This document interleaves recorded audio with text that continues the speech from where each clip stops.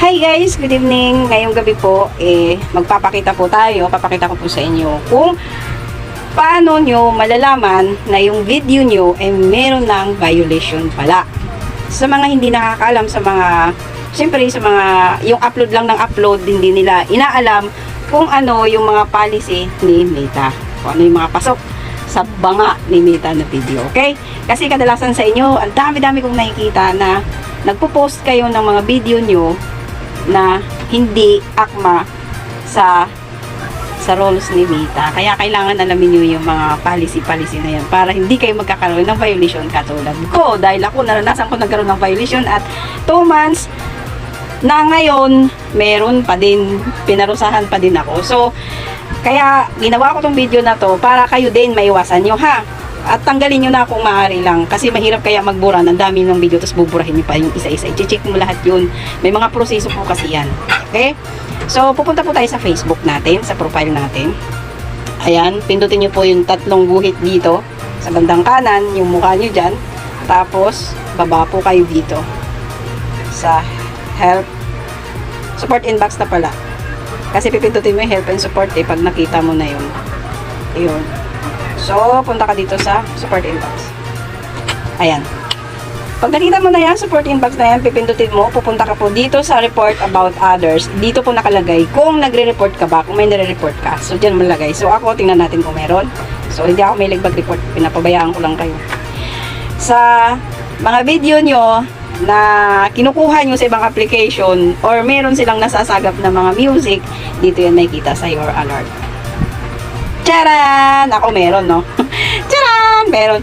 Yung video ko, August 24, 2023. Pero pag binuksan natin to, malalaman mo kung kailan yung video na yan. So, na-publish ko siya noong October 31, 2020. Nagkaroon siya ng because of copyright match. So, itong video na to, nagla-live ako niyan. Alam ko live to na naglalakad ako doon sa Manila West Bay. Qatar West Bay pala, naglalakad ako niyan. Hindi ko alam kung bakit na-copyright ni video. Ano yan na-mute. Okay. So, sunod na video naman, nagkakape kami. Ayan, noong March 17, 2023. Okay. March 17, 2023. So, ayun, nag-ano lang din naman ako, nag-live lang din nata ako niyan. Tapos, ewan ko kung merong music kasi hindi natin siya pwedeng ma-play. Naka-mute din yan. So, nakita ko na yan kanina. Hinayaan ko lang kasi gusto ko makita nyo din. Dahil akalan, ito, meron to. Hindi ko pwede siya i-play kasi baka mamaya itong ginawa kong content na to ay ma-copyright na naman tayo. So, okay. Tapos dito naman si Madlang Pips. Alam ko nag-live ako nito nung bloodletting namin nung August 20. So, siguro paglabas ko may narinig na kunting tugtog.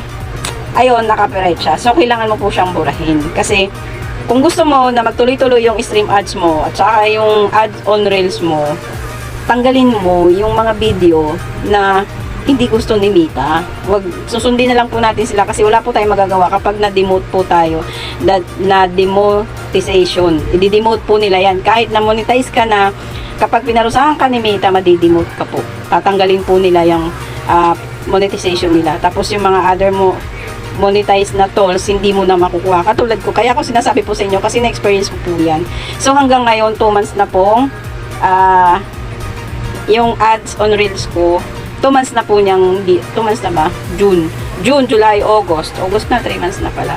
So, ayoko pong matulad kayo. Kaya mag-iingat po kayo. O kaya basahin nyo yung monetization policy ni Meta. Meron po yan. Pindutin mo po yung monetization policy ni Meta para malalaman nyo po.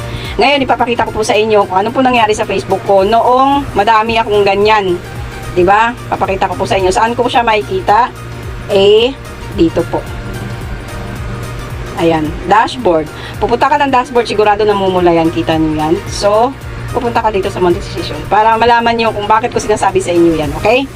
So, yung stream ads ko, nakalagay dito, earning restricted. Sabi, your ability to earn money is limited because of G. Mendoza isn't following our partner monetization policy. So, pag pinindot mo yung go to policy issues, ayan po, kababalik lang po nung stream ads ko. Ayan. So, nagkaroon po ako ng problema dito sa Reels overlay. Yung pag may mga Reels ka, tapos may commercial sa baba. Ayun po yung hindi pa na ibabalik. Kaya ko po ginawa yung content na to para maiwasan nyo po. So, yung mga pinagbabawal ni Meta, meron tayo, no? Yung pinagbabawal ni Mita, ay sundin po natin. Malalaman niyo po naman yan eh. Ayan, oh. Oh, see? Na kahit namumula yan, okay lang yan, walang susuko. Kahit namumula pa yan, nakikita yun naman. Di ba? So, see you sa susunod na content. Yan lang muna yung sa ngayon. Iwasan na lang po yung dapat na iwasan. Huwag na lang pong gumawa ng bawal sa policy ni Mita.